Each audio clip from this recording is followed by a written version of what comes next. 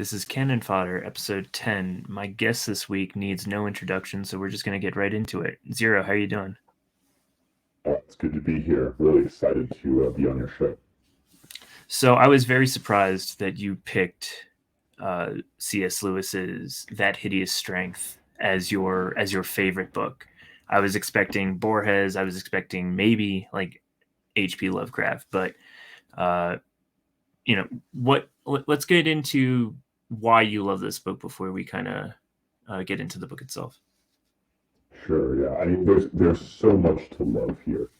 In I think the tagline for it, or anyway in the description, Lewis writes that this is a fairy tale for grown-ups, and Lewis has some really great musings on sort of the nature of childhood and adulthood, what it means to be an adult, and what it means to be a child. And he talks about how children are actually sort of avoidant of things that are, part of the euphemism, child coded, because they're very sort of anxious to be perceived as grown-ups and to be, you know, not not to be limited by the fact that they're children in a way. They're kind of anxious about the idea that maybe they're children, whereas he thought that adults could enjoy childish things kind of innocently, in a way that without, unself-consciously, because they know they're adults, they're not children. Which is interesting also because I don't know if that's true anymore. I think in a way it almost sounds like I'm citing some sort of Reddit apologia for collecting Funko Pops or I, board games. I was But just I gonna think, say, did Lewis yeah, invent the Disney adult? the thing is, when Lewis was writing, I think, it was a century ago, and it was really much more obvious who was grown up and who was not. And I don't think that, men who went off to war, fought in the Great War, had any concern at all that they might be children. Whereas now, it's the cultural landscape has changed. So I really like the fairy tale aspect of this story, and it has some touches that are very postmodern. In a sense, there is a little bit of an affinity with another of my favorite authors, David Foster Wallace. He has Mm, these sort of funny acronyms and organizations that are a little bit preposterous, but also kind of just on the cusp of plausibility. Major villain is this consuming corporation, which is somewhat government backed, called the NICE. And the setup, the premise, it feels a little bit Wallacean to me. But mm. then, as the story goes on, of course, it's not nearly as, I guess you could say, nihilistic. In fact, I think it's one of the least nihilistic novels I've ever read, which is something else I like about it. It's eminently hopeful in a way that very, very few books really manage to be, especially now. We've all kind of heard the complaint, or maybe even made the complaint, that every modern novel seems to be this kind of bleak, uh, just like misery porn. Everything's just sort of sad, and there's no hope anywhere, and the protagonist is kind of reconciling himself to the ugliness and the loneliness in life, and finding redemption in some kind of like flippant little moment of humanity. And that hideous strength is exactly the opposite of this. It's hopeful in a way that is grandiose, but also in a way that is very down to earth. And I could keep praising it forever. But one more thing I'll say. I read this book first when I was very much a child. You know, I was probably 11 years old, and I read the other books in the Space Trilogy, and they were pretty legible to me. I could understand them. And then I got to this one, and I confess, as an 11-year-old, I didn't understand it at all.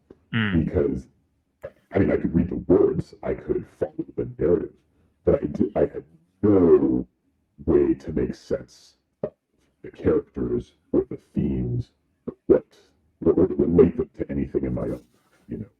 because the book is about love and marriage not in a sexual way specifically, but in a very adult way. And it's also about evil and the nature of evil and what that looks like in people. And when you're a little kid, you don't have any sense of evil. Your notion of evil is defined by cartoons that you've seen, children's cartoons, and they can't really begin to depict evil.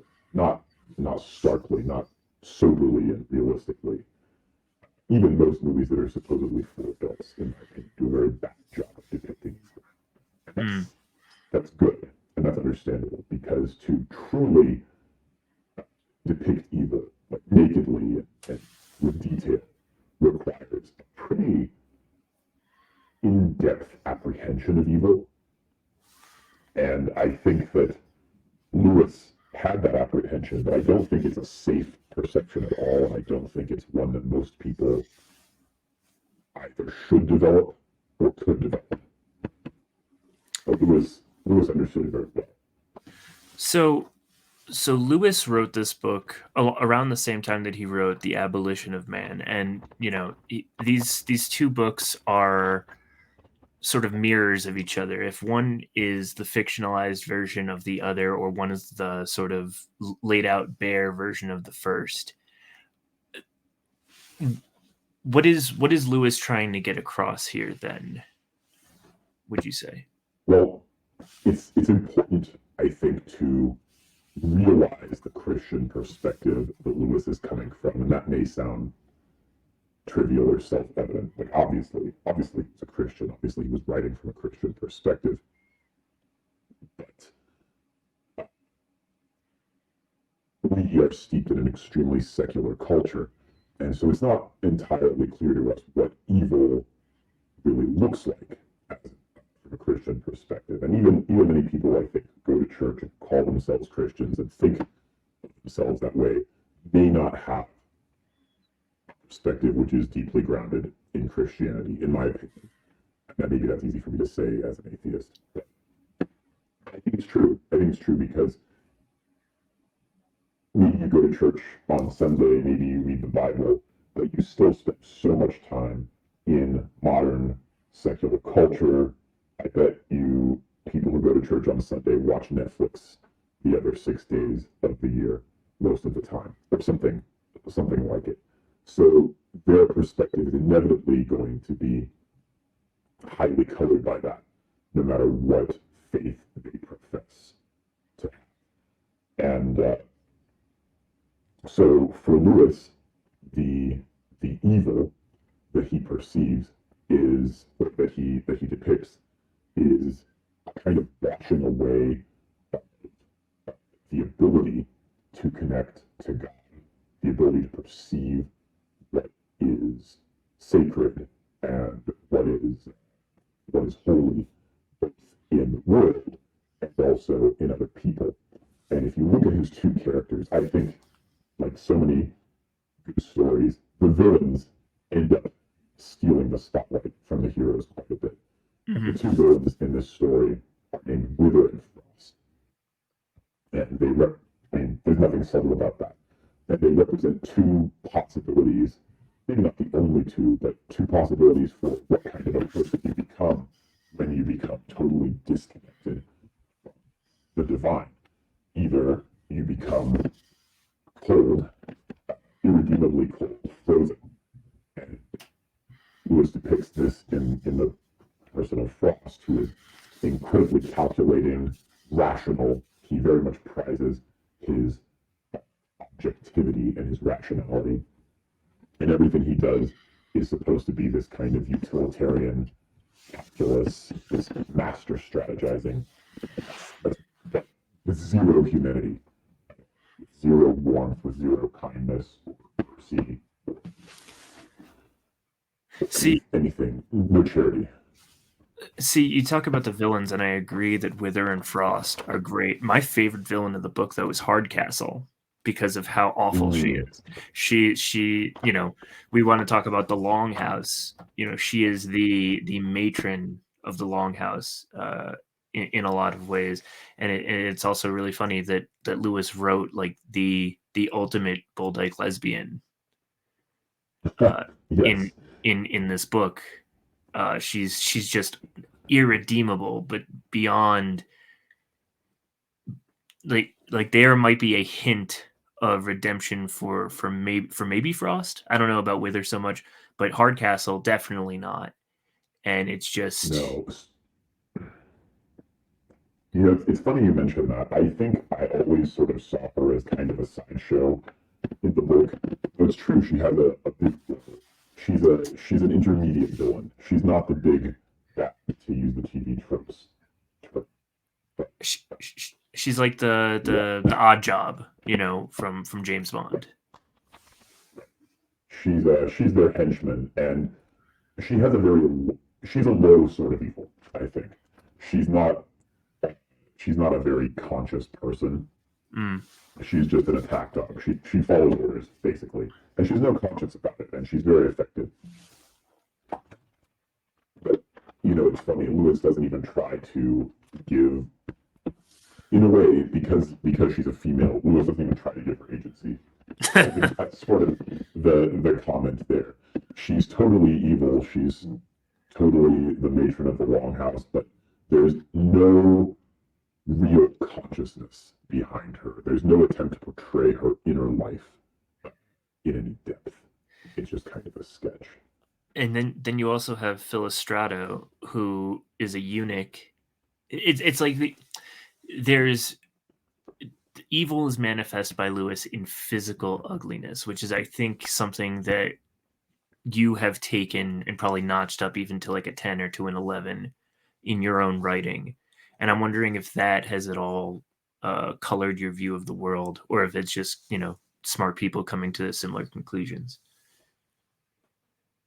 I think it's largely incidental, but there's very much a stereotype in the world that everyone, that the idea of, of equality, the idea of a blank slate and all this, one of its kind of corollaries, and something that people seem to implicitly believe, it's not really taught, is that everyone is a D&D character sheet with the same number of points to allocate. So it's like, oh, if you're physically ugly, if you have low charisma, you must be smart. If you're athletic, you must be stupid. If there's this idea that everyone has some compensatory qualities that make up for their deficits, and it's just not true at all. And so I don't see that as specifically Lewis's influence on me. It's just kind of a fact that ought to be hammered into people, that people ought to realize. No, actually, beauty and strength and intelligence and charity all can correlate, and do to some degree. Doesn't mean there are no beautiful, evil people. Certainly they exist. But most beautiful, evil people in literature written out of spite, written by spiteful mutants. Right. Right? They're products of resentment of the author. Right. Revenge of the Nerds type writing. You want to believe that this beautiful person is secretly hideous, and you the plain Jane or whatever, not you specifically, I'm certain you're handsome and beautiful yourself, but all listeners of this podcast are handsome and beautiful. Absolutely, and they become more so by listening. Definitely.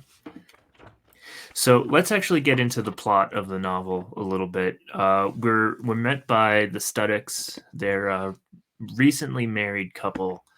Mark is a university professor, and he's trying to play the university politics game at a college called Bracton.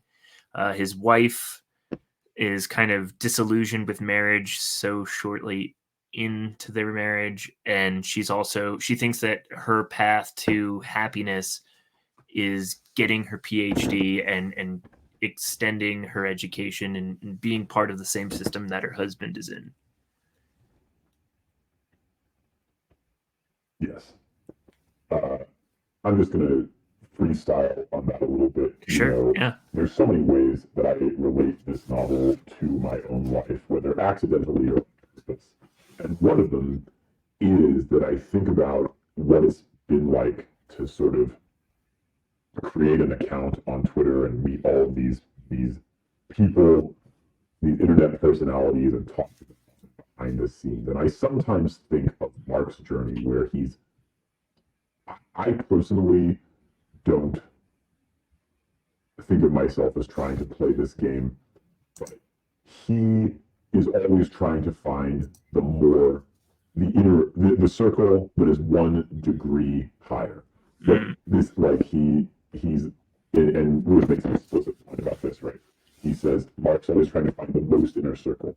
He finds the inner circle, and then he tries to find the inner circle in that circle, and then he realizes there's a different, even more exclusive club that he's not part of. And part of the plot is kind of tracing his journey through these progressively more inner circles, from the college, the NICE, to the kind of leadership committee of the NICE, and he gets in behind these, with these very kind of evil and powerful characters.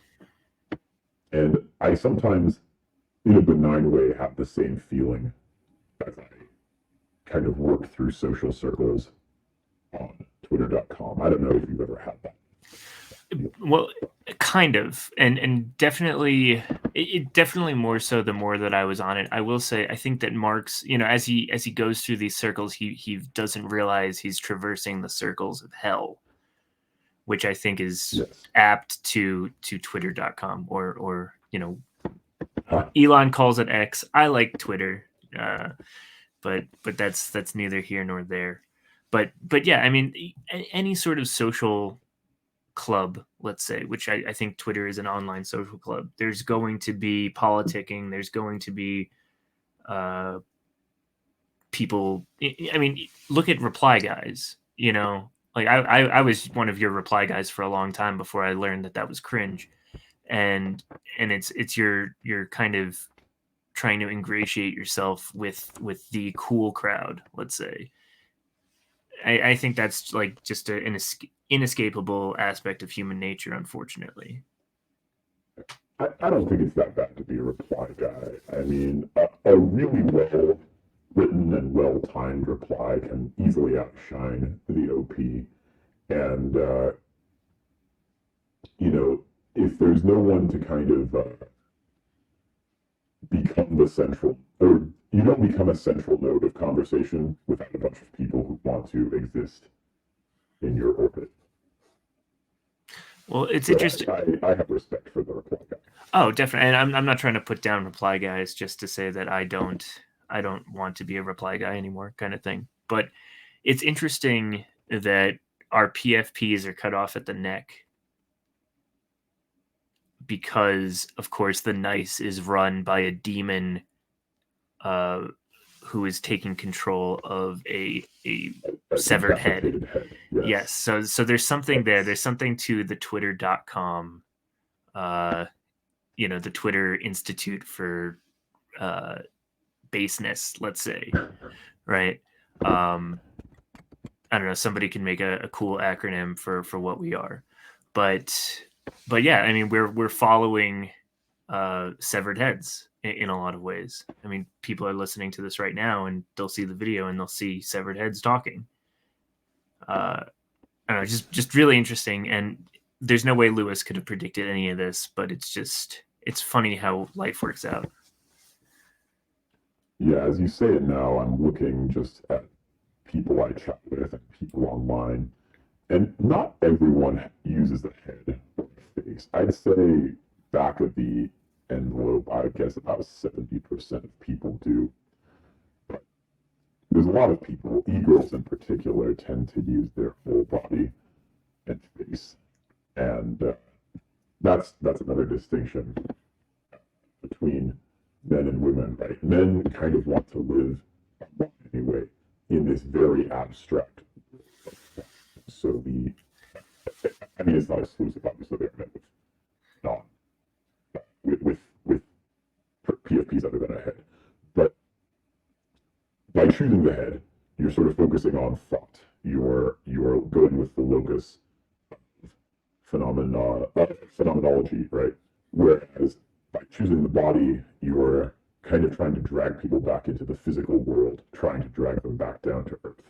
So I think of it as we all have our heads in the clouds. And then there's women, the fertile earth mothers, if you like, the Venus whole fellows or whatever, who, they're trying to drag you back down. They're trying to pull you out of the sky and ground you, which can be good or bad. Most of the time, I think it's bad, actually. I think we're too grounded these days. Right. The ground, the earth, is their domain, and the sky is the woman's domain. The sky is man's domain. So, by posting the body, they are trying to pull you out of your domain. Well, and Lewis has some interesting thoughts about this too, as well in the book. When Jane goes to St. Anne's, right, and she kind of learns how it works. The women will do the chores on one day, and the men will do the chores on the next day, and the women and the men can't work together there because they're just too different. Just a very there's a lot in this book about Lewis's thoughts on society in general. There's a lot of depth and density. And there's a throwaway line in that chapter, maybe it's not a throwaway, where he says that when it's the men's turn to do the washing, we don't look too closely at the dishes. Right. Yes. No, I laughed at that a lot. That describes me very well. I'm quite fastidious, but it's true. I just don't really care. Enough. It's like, there's a little spot on my plate from yesterday, who cares? Or if the water dries in a weird way and there are water stains, it's like, whatever, we're gonna use the plate again. Right. Yes. Contaminate the butter, right? So Mark is working and one of the things that Lewis does is the book starts with Jane and Mark together, and then they split off and have their own separate adventures, and they rarely interact for the rest of the narrative, right? So we're seeing Jane's story, we're seeing Mark's story, and never the twain shall meet until the end, right? And we don't even see them meet again. Actually, I always give a disclaimer for spoilers, even though I hate spoiler culture. But I'm just gonna keep doing it until I get bullied to stop. But we're gonna talk about the end of the novel. So at the end of the novel, Jane sets up this sort of honeymoon suite, right, for the pair of them, and Mark enters and he's waiting for her, and she's standing by the door. And she's wondering, oh, is he going to be there? Is my marriage going to be saved? Will we have children? And she has all these fears until she looks in the window and notices that he's in there just by the little things that he does, which I thought was a very sweet ending. But then novel ends. They don't come together again, or at least we don't say, but it's implied that they do. And they spend the entire narrative learning how to be spouses to one another, which I think is very well done by Lewis. Yeah, I think you could argue, and this was probably true in Lewis' time to some degree. I mean, I think he could sense it, he could see it beginning, but I think people really don't be spouses to each other for the most part. There's not nearly the level of cultural support to teach people what is expected. And some people do get it through church, but often the teaching is distorted. We see a lot of, I don't know about you, but I used to go to church, and something I observed was that most of the men who stayed there were if they weren't very old, if they weren't from that older generation, the older generations, but I don't mean like boomers, I mean like the boomers' parents, they tend to be quite effeminate. And this is especially true the younger you go. If you see like the millennial men I would see in church especially, they did not seem to be men of power. And that's not universally true. And I know there are people on Twitter especially who like lift weights and try to embrace this like Christian masculinity. Like these things exist, and I'm not condemning such people, but my experience at least, like the modal young, not even young, but younger man in church tends not to, but tends to be quite submissive. Let's put it that way. And the expectations that I feel that they teach, at least that I hear, they may nominally say like, wives submit to your husbands. If you read between the lines, they very much center female.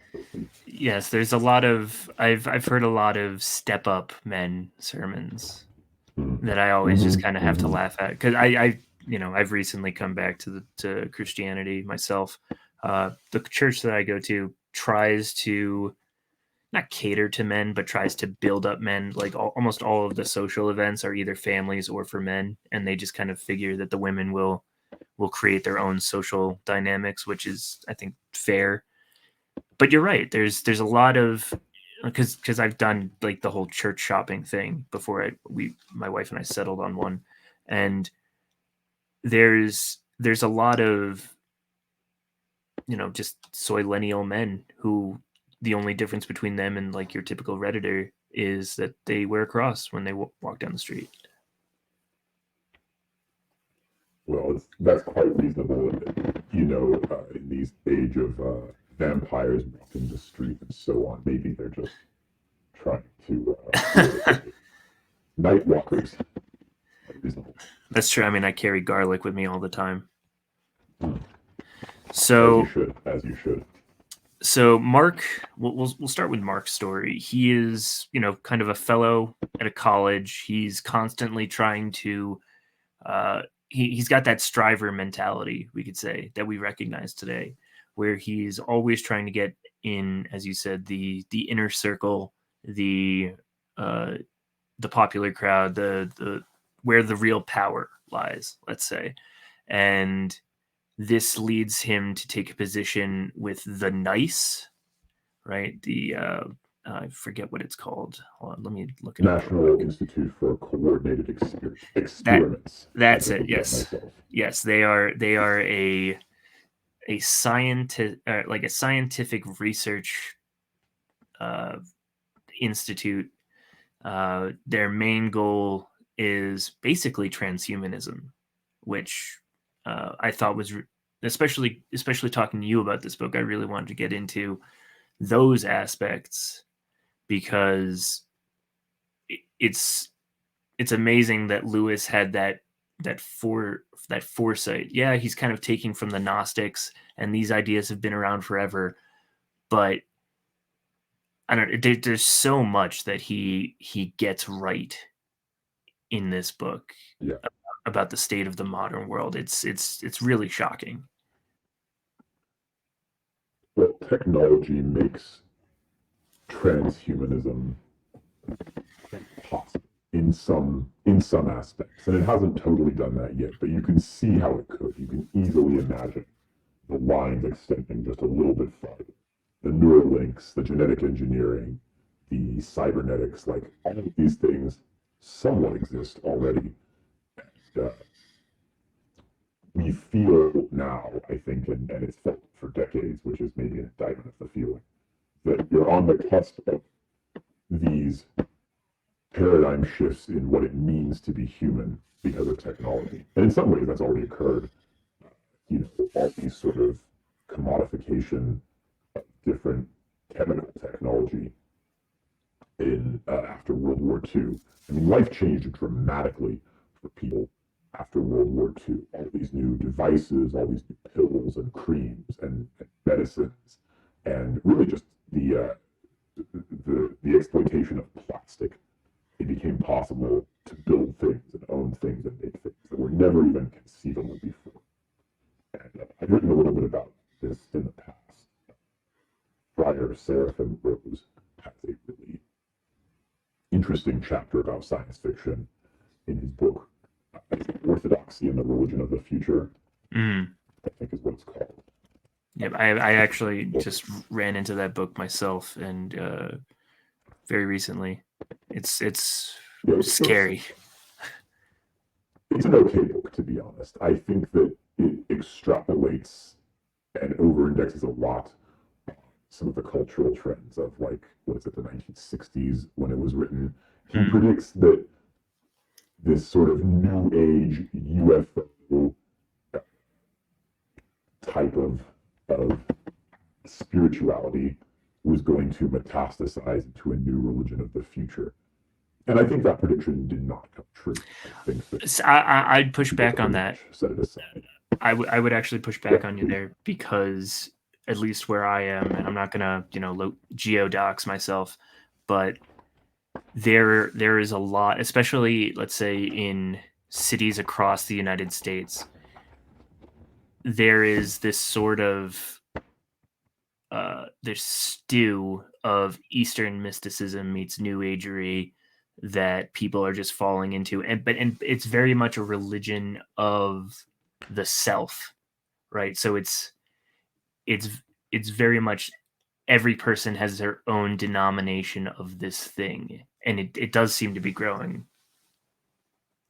That's interesting. I feel like it sort of did come to pass, but the way it came to pass ends up being mostly benign.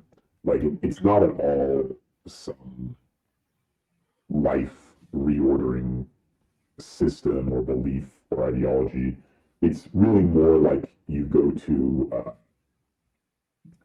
it's like going to a bazaar and covering yourself in lots of silly little trinkets.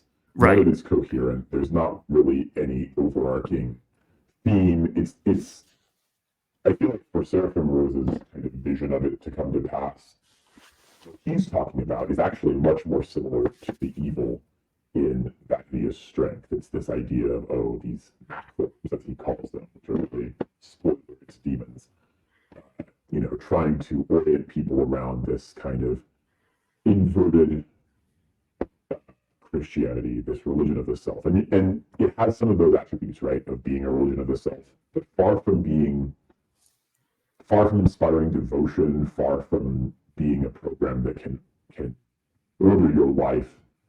It ends up, I think, being very impoverished. And these people pick up new beliefs very rapidly. They cycle through. Have you ever read Deepak Chopra? Sure, yeah. I've read one book of his. It's trite. It's nonsense. It's exactly. It's completely just, it's claptrap.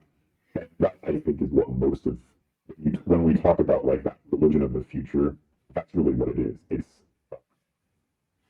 It's very, very empty.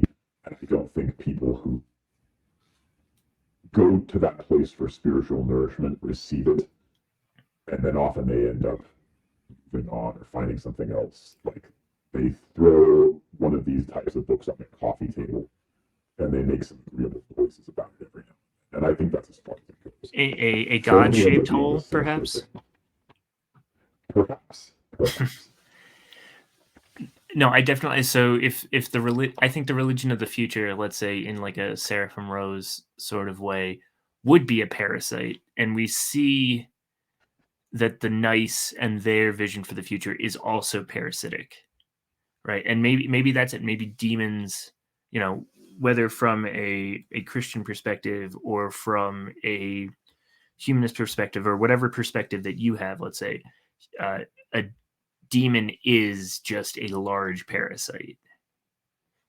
Because I looked into like demonology for a little while just because I fall into rabbit holes, and like one of the things that they talk about when you do an exorcism is that you are literally just separating a parasite from a host. And these I mean, I don't object to that. Like, I think you can come up with a strictly materialist definition of a demon, and many such demons exist. Just, in a way, a compulsion that is self-perpetuating and self-sustaining could be termed demonic. I think that there's sort of two thoughts I have on that. The first is that the more people seek out demonology and try to read about it and try to understand it, the more they end up, I think, making themselves susceptible to such compulsions, whether you think that those things have a supernatural component or a spiritual component or not. You're totally right, Really and that's why I matter. put it down. Yeah, and so it's good to not go too deep on that, regardless of what you believe, quite frankly. But the other thing is, most such mental loops or compulsions, most of them are pretty benign. Not benign, sorry. Most of them are pretty banal. They're not benign, but they're banal. Mm. Little things that kind of keep you away from bigger things. Good. And it's different for different people. For some people, it could be video games. For some people, it could be, various drugs. For some people, it could be darker things. And I think that, again, it's not great to spend too much time and effort kind of dwelling on those things. It doesn't really benefit you. But a lot of it is banal. Actually, Lewis's understanding of this, if you read the Screw Tape letters, Mm-hmm. he gives you a pretty clear picture. Yes, I read that. I recently got like a collection of Lewis books, and I just been kind of going through them at my own pace. And he's really funny. Especially Screw Tape is very good, and I'll definitely have to have somebody on for that. You should go deeper on that. Let's go back to the plot. Yes. Let's maybe skip ahead a little bit. So I don't necessarily remember the plot points, but I did really want to talk about the objectivity room, because I think this is one of the most striking and pivotal scenes in the whole book. Right. Maybe, yeah, as Mark kind of progresses through the institution and his training, he meets, a priest. I think he's a Jesuit priest. Yeah, which, that's super appropriate, yeah. Yeah. He meets a Jesuit priest who is involved in the institution. He meets all these characters. He meets Wither and Frost and some others. And they sort of all tell him the same story. He meets Fairy Hardcastle as well. Which is like, oh yeah, so-and-so, you think they're powerful, you think they matter, but actually here's the people who really matter. This is the important stuff. And he gets ushered along. And eventually he kind of becomes Frost's protege, and he's trying to prepare to commune with, he thinks he's found aliens. This is actually very like Seraphic Rosian in its own regard. They both kind of assert that aliens, as such, as they appear in culture, especially if like someone meets an alien, really that's just like demons fucking with you. Right. Basically trying to get to you through different route. So to get Mark mentally prepared for this experience of meeting these aliens, which they've contacted through their scientific apparatus, ostensibly, he has to go through objectivity training. And objectivity training is really horrific. It's really striking in the way it turns mundane things into horror. So he leaves Mark alone in the room, and there's all these not quite patterns. There's a bunch of clusters of polka dots on the table. The table's in a regular shape, and it has all these patterns of dots. And Mark is alone. He has nothing to do, nothing to read, no phone, of course, just in the room. And he looks at the table, and he thinks there maybe is a pattern to the way the dots are arranged. And he spends a long time looking at the dots on the table, trying to figure out if there's a pattern. And eventually he realizes, no, there is no pattern. The dots are specifically arranged in a way that suggests a pattern and then frustrates the expectation. And this is supposed to make you objective, because you're supposed to realize that the patterns you think you're seeing aren't there. And we could maybe draw an analogy to what it's like to think about the biological reality of this. But then he writes that off. He says, okay, no, there's no pattern. Then he looks at the ceiling. The ceiling's covered in dots. And he says, you're not going to fool me. I know the ceiling is covered in dots the same way the table is. It's just supposed to suggest a pattern, but there's no pattern. It's semi-random. it started to frustrate you. But then he thinks, wait, do the dots on the ceiling correlate to the dots on the table? And then he spends a little time playing ping pong, up and down, looking at the table, at the ceiling, table and the ceiling, trying to figure out if there's a correlation between the dots. Eventually, he realized, okay, no, that's another mental trap. And I think there might be other traps in the room too. In my memory, the scene is very long, but if you go back to the book, it's like 3 pages. It's not long at all. Right. I think, yeah, right. Perceptually, right. I spent a long time there, and this description was so striking to me. And then, so the next thing is he discovers there's all these paintings. But the paintings are grotesque in very subtle ways. One of them is the Lord's Supper. There are extra apostles who aren't supposed to be there. There are a bunch of cockroaches underneath the table. And I don't remember all the other paintings, but they're all kind of like that. They're all just subtly off. And they contain religious themes in some cases. I don't know if you've ever done Disneyland or Disney World, the Haunted Mansion. Right. They put you in that room, and it's an elevator. And it's got all these paintings on the wall, and if the elevator goes down, it reveals something sinister about all the paintings. Yeah, I mean, I went once when I was a kid. But, yeah. Yeah. Well, it's kind of a similar effect, but not nearly as, I don't think nearly as demonic in Disneyland. But in the story, especially because Mark is alone in this room, he has nothing to do but kind of contemplate the works of art. And in the right setting and in the right headspace, a painting, even kind of a simple one, can be incredibly powerful, striking, and can really move you. And so to be sort of trapped in this room full of mind games, full of these sinister paintings, and it's supposed to train Mark not to feel revulsion. That's the idea. It's like, here we are subverting all these religious symbols, and your instinctive reaction is disgust. Again, I don't know if that's true in modern people. I don't know if they would be as disgusted by a sort of desecration of the Lord's Supper in this way. Maybe in some way. Well, we live in a giant objectivity country, maybe even a giant objectivity world. I think you could argue that we do. I think that's true. So of course we're not. We've been trained properly. Yes, I think we have.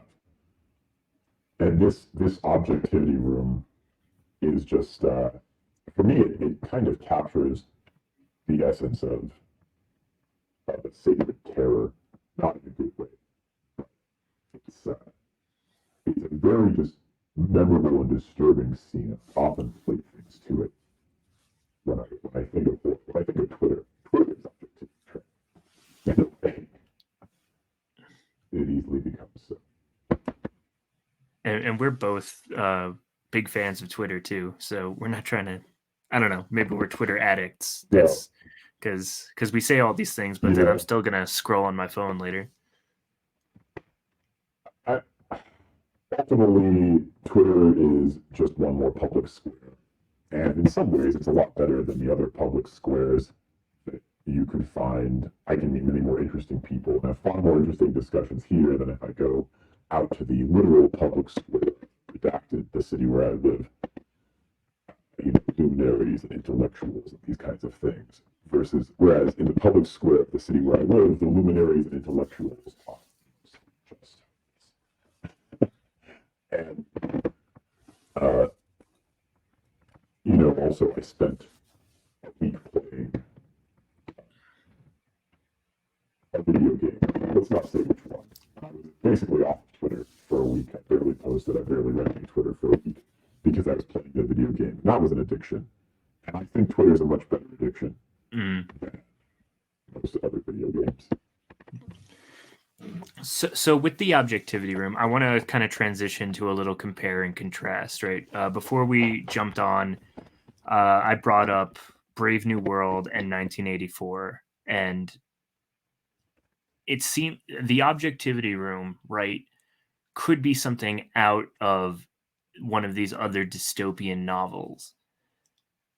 And Lewis wrote this before Huxley and before Orwell, and I think Orwell actually did a commentary on that Hideous Strength. But there seems to, reading all three, I prefer Brave New World, but there's definitely, you have to give Lewis his kudos for getting, I'd say getting more right.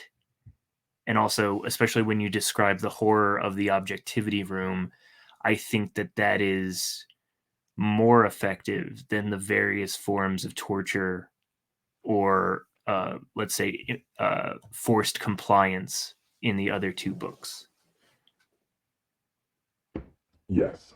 I think one of the most striking contrasts between the two books, for me anyway, is the character of John the Savage, if we could relate him to Mark. So, like I said, that Hideous Strength ends on a very hopeful note. The entire book, I think, it kind of veers close to the darkness and then ends with hope. Whereas I think Brave New World approaches hope, but then for me, it kind of veers into despair. And I don't know if this is true, but they say Huxley actually did not intend Brave New World to be a dystopia at all. But people reacted to it as if it were a dystopia. He was maybe a little bit embarrassed and forced to lean into it.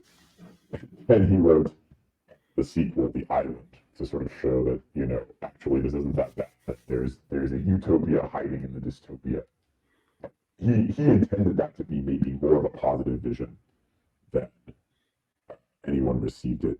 But I think when you mention it, what's really striking to me is that John wants religion so badly, and yet he has no way to reconstruct it, and he can't find it, and he can't.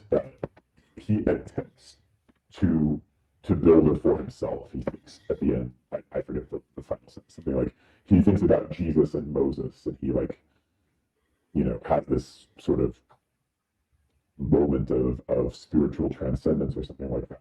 But what's interesting about that is that it's so comically wrong. Like he clearly doesn't understand Jesus, and he clearly doesn't understand the religion that he's grasping for. Because for Huxley, the universe is totally godless, and religion isn't something that can be had for the wanting or for the seeking. It just ends up being this kind of hollow parody. At least that's my reading. In that Hideous Strength, obviously Lewis does not believe in a godless universe. He believes that essentially, you know, if you hear the call, that's the real deal. You're really going to find it, even if you're all alone, even if you're completely isolated in darkness. The light of God can shine on you. So it's, to me, anyway, the Brave New World is very prescient. It's sort of hopeless. Whereas that Hideous Strength, despite having kind of a grim title, is not at all hopeless. I want to, because you did a series of podcasts on what you call the Christo-Nietzschean synthesis, right? And this book is sort of a synthesis of British myth, Christianity, and Roman myth. And I guess I wanted to get your thoughts on the religious significance of this book from your own lens, from that lens that you're kind of coming with, because I thought it was a really interesting project that you undertook. Not that I necessarily think that you achieved it, but even you said at the beginning, I don't think I'm going to achieve it. I don't really think it's achievable. I mean, if it were achievable in kind of like the crass, narrow sense that maybe someone imagines, like if I wrote out a book of scriptures and doctrines and so on, like my own version of the Book of Mormon or something like that, it could succeed in a narrow sense, right? Like perhaps there are people who would convert to zeroism as a result of that book. But it's kind of a case of the Tao that is seen is not the true Tao. What I would have created would just be sort of one more cult and one more heresy. I think that whatever I'm hoping people get out of that series and out of that project, it's something more personal and something more apathetic. That is, they have to get there through a negative, not through me sitting down and telling you, okay, this is what you're going to believe. This is our catechism, and so on. I don't feel that's something that I want a part of. I'm not trying to go be some cult leader or something like that. Subsect. I would not consider that to be a success. Right. Personally or philosophically. Well, okay, so can I ask a personal question? Obviously, Please. personal, not too personal, but so you said before that you're an atheist, and you said yes. Also just now that anything that you sort of added would be not the way, right? It would be a kind of a facsimile, right? It would be, let's say a mustache, like a fake mustache put on the Mona Lisa, right? But then in your estimation, who created these great religions of the world, right? Because when I hear that, I think, oh, there has to be something transcendent behind this search for God. If so many people have bought into it and it has lasted for as long as it has. I think my answer to that question is perhaps unsatisfying or disappointing to most people, but the answer is that I think these things, more or less, I think they're all false, and I think that what they are is useful. That is, they evolve along with people, and they rise organically, and yes, there are key individuals who maybe put certain books or certain teachings down at a certain time, but a religion is so much more than its holy book, if it even has a holy book, and not all of them do. And when it does, the book itself is at most a kernel, and layers of practice, layers of interpretation, the inevitable tensions that exist in the work produce new syntheses and new teachings and attempts to reconcile it. And it all accumulates layers and layers and layers. Because we have, this is why the first two parts of the project talk about the functionalist understanding of religion and what I think religion does for people psychologically and how I think it sits in the mind. Because there's a lot of really simple, shall we say, materialist, down-to-earth needs that people have. They need to belong. They need to know. They need to have a sense of purpose. Whether the purpose is real, in a cosmic sense, is, in my opinion, less important than if it feels real in a collective sense. If everyone around you thinks that some abstract purpose is the real purpose of life, then you feel that way too. I think that's personally more a function of consensus than it is of transcendence. But no one wants to hear this. No one believes this, and I also sort of accept that the way I view the world is both atypical and not for everyone. That is, I don't think most people will feel fulfilled in life if they believe this. But for me personally, I do. And I bought heavily from religious ideas.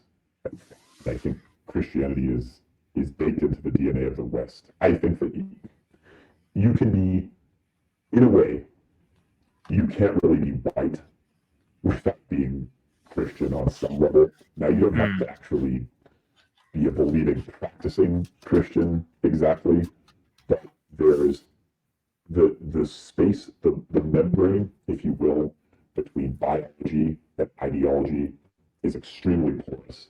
And regardless of exactly how that faith manifests, to be white and Western is to partake very heavily of Christianity, whether you sort of accept it or not.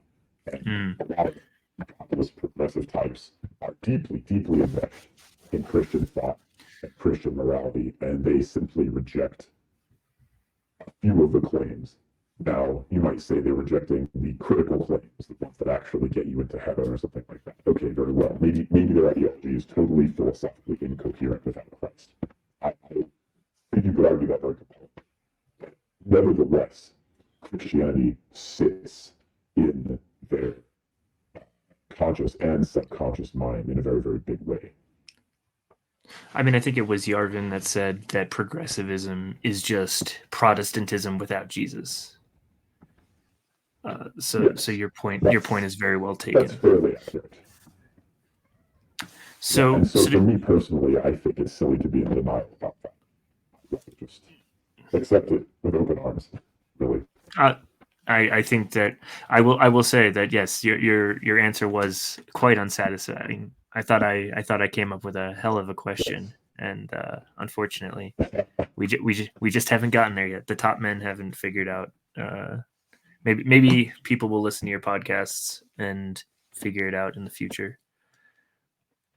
But to get back to the novel, I want to kind of focus on Jane a little bit, because hers, if the book wouldn't work without Jane, obviously. I mean, I think that goes without saying. But if it was just Mark as a character, it'd be a pretty dull book, in my estimations. Jane is she has these prophetic dreams. She is the whole reason that Mark is even invited to be in the Nice is so that they can get access to his wife Jane, because they're looking for the body of Merlin. We have the character from the first two books of the space trilogy, Ransom. He is known as the Pendragon, so he's kind of like this Arthurian Christian Messiah type figure, right? Who comes to Earth to beat back the nice and beat evil, not once and for all, but at least for a while, because Lewis and Tolkien both, and every one of the Inklings, let's say, they make it very clear that evil cannot be beaten once and for all except through an act of God, right? It's just not time for evil to be beaten once and for all, let's say. So Jane, she is kind of brought into this house just because she's following her intuitions. She meets these pensioners who are kicked out of their homes by the Nice, and they kind of invite her to be with them as well. She gets arrested by Fairy Hardcastle and is put through like this weird sadosexual torture by her. And it's very clear that this is not the first time that Fairy has done this, or actually is even the last time in the novel that she does it. A lot of weird kind of amalgamation of different myths there in Jane's story. And I wanted to know what you thought of those. Yeah. I for the story to work, obviously Mark has to be a married man. A single man has very different concerns, right? And might even be trying to like meet a wife in the organization or something like that. The fact that he's got Jane at home actually goes back to what we were saying earlier. It grounds him and it pulls him back down to earth. So, there's sort of a running idea in the novel that sort of how they feel about each other is a very important point of tension. Even though they're not together, even though they're not in contact, they're thinking about each other and how they relate to each other. And I do think she's important as a plot point. I will say that her story does not really, like, it's necessary to the novel. It's not the part that I find especially compelling or relatable. I'd kind of be curious to hear how a woman feels about the novel, That's something you don't expect Zero HP Lovecraft to say. It would be instructive, I think, to bring one of our girls on here at some point and maybe see like how this novel feels to if she finds Jane's story edifying.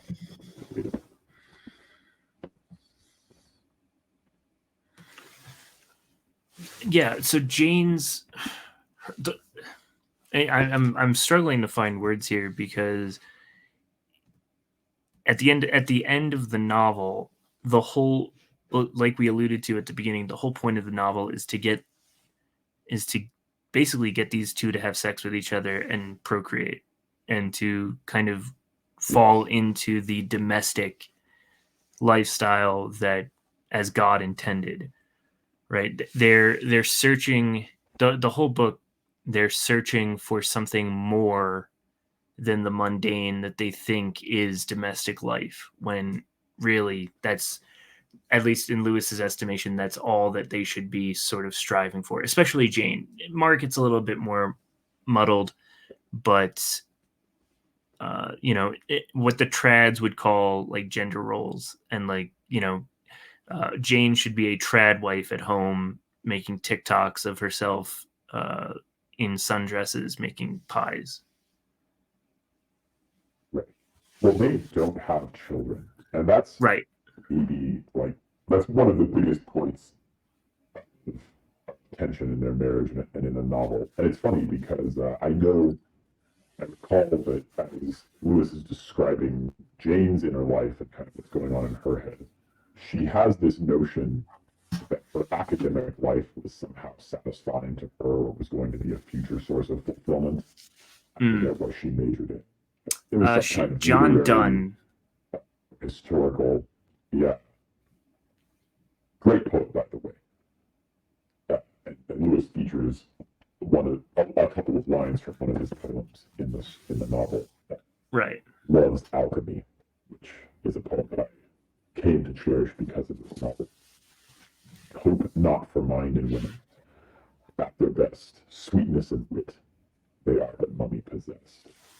I'm told there are esoteric, alchemical interpretations to this poem, but I quite like it at its face value.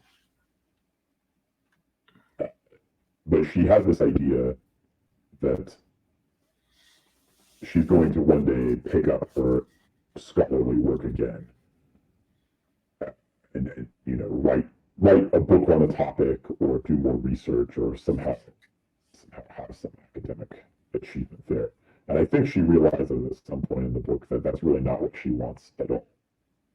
And there's something maybe a bit subversive by Lewis here in that she's reading kind of these poems about romance and love and men and women coming together while neglecting the fact that she's actually married and has a husband and could have children, but she just hasn't done so. And so the as yet unfulfilled potential there is a big part of the reason that they have failed, prior to the end of the novel, to come together in this domestic life. Right. No, it's. And I don't know if you noticed. Go ahead. No, please go. Yeah, I don't know if you noticed this, but at the end, near the end of the book, they both sort of start thinking along the same lines. Mm-hmm. And it's when Mark is at the end of his objectivity training and he's asked to desecrate a cross. He won't do it. He refuses to do it. And part of what goes through his head when he refuses to do it is that he draws this interesting distinction where on the one hand is kind of these people he's met at the NICE and this life, secrets and power, and all the bits that go along with that. Being rational, being objective, turning into wither and frost. On the other hand, is sort of everything wholesome and nice and beautiful. And it's not just it's not just, a white picket fence and a house and having kids. It's a cozy morning. It's a hot cup of cocoa. It's get all the things he lists. But it's not just being kind of Christian or like the high-minded parts of it. It's all the little quiet beauty in everyday life that he realizes he's being asked to reject. That desecrating the cross symbolically is also rejecting all of these little beautiful things. That's what constitutes the abolition of man, right? It's the loss of the ability to perceive the sacred and the beautiful and the divine. And it's quite a, I don't know if you noticed it, but it's an altar call. Like Lewis writes it as a kind of slightly, barely disguised and very poignant, I think, altar call to come to Christ. So there's also a part at the beginning of the book that I really liked, where where Mark and one of his colleagues, they both work for Steele, but I forget the guy's name. Maybe you know it. Hold on, let me see if I can pull it up real quick. It doesn't matter. Anyway, they're these. They go into the town, right, and they're there to basically drum up propaganda of why the town needs to be destroyed and taken over by the nice. And you see, they go and have lunch at a pub. And Mark's having a very nice time. There are people like the regular humdrum people of the village are just having a beer and they're just discussing whatever. And Mark is thinking that, oh, this is much better. I have more in common and more affinity for these people than I do for the sort of dull pencil pushers at the nice. So Lewis, throughout the entire novel, he's like, Mark is never going to completely fall into Lewis is making sure that Mark doesn't fall into, let's say, total depravity, right? That there's always a glimmer of hope for him to answer that altar call that you mentioned. I thought that was, you could even take away the Christian context of this book, but everybody just wants a nice, safe place to live where you know your neighbors, and whether or not that can be achieved with or without Christianity, I think is kind of outside the point. I don't think it is for Lewis, but I see what you're saying. Well, so we've been going over an hour now, and I know your time is very limited most of the time. So is there anything that we haven't mentioned that you really want to get into, Zero? Good question. I think we covered all the beats, had a fun little divergence there too. I would say overall, I would encourage everyone to read this novel. I think it's beautiful and sophisticated. One reason I mentioned Fire Rose is that he sort of says that all sci-fi is a vehicle for this kind of evil orthodoxy of this evil religion of the future that he describes. I'd like to sort of highlight Lewis's book because it's distinctly not. It is kind of the exact counterpoint. It's the exact example that disproves, or maybe it's not, maybe it's the exception that proves it. But either way, it shows that sci-fi doesn't have to be kind of the way that Rose characterizes it. And I have definitely been very inspired by this book. It's not a hard sci-fi. It's a very soft sci-fi, but I think I've been very inspired by this, especially in my story, God-Shaped Hole. I think I was deeply influenced by this one. So it's almost kind of trite to ask, but where can people find you? What do you have coming down the pipe that people can get excited for? I think is actually a better question. Yes, I've been a bit low on output lately, not at least publicly. I have a new story coming out, hopefully very soon, in the Viz Archives called The Pipes of Earth. It's kind of my take on a delicious tacos story. You could say, like, what if Zero HP Lovecraft wrote a delicious tacos story? And the world possibly doesn't need another delicious tacos story, but mine's very, very different. I sure it's much more me than, maybe the average sexual nihilism story. Beyond that, I will have a new episode of the podcast at some point. I don't know when, but more episodes are coming. And finally, I've been writing a novel for over a year. It's very long and nowhere near done. If I finish it this year, I would consider that a victory. Well, I mean, you've been talking about this novel for a while, and you even put a piece of it in the Passage Prize, which I thought was very good when I got to read it. And I always look forward to your work. Circle, they will. Thank you.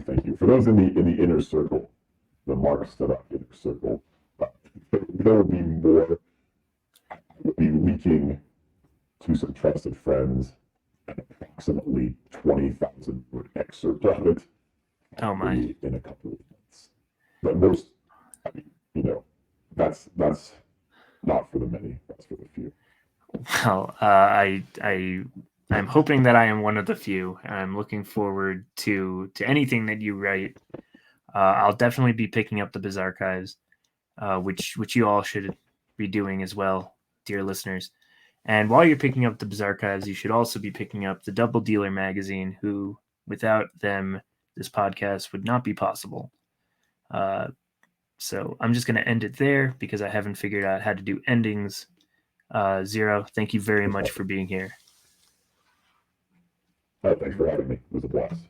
And goodbye.